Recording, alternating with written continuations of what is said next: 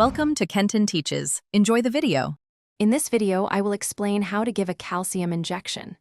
First, gather all your supplies, including the calcium solution, sterile needles, and alcohol swabs. Next, carefully check the calcium solution's label to confirm the correct dosage and concentration. Finally, prepare the injection site by cleaning it thoroughly with an alcohol swab, allowing it to air dry completely before proceeding. Now, let's administer the injection. Choose a large muscle, like the gluteal or thigh muscle, for intramuscular injection.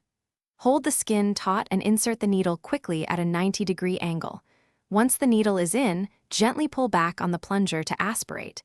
If no blood appears, slowly inject the calcium solution.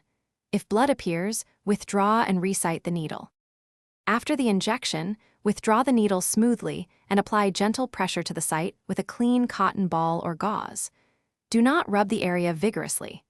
Observe the injection site for any immediate adverse reactions, such as redness, swelling, or pain. Finally, ensure all used needles and syringes are immediately placed into a designated sharps container for safe disposal. Remember, safety is paramount.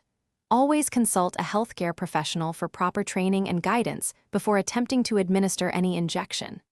After the injection, continue to monitor the individual for any signs of allergic reaction, such as rash or difficulty breathing, or signs of infection at the site. Store calcium solutions properly, away from direct sunlight, and at the recommended temperature. Thanks for watching. Please subscribe if this video was helpful.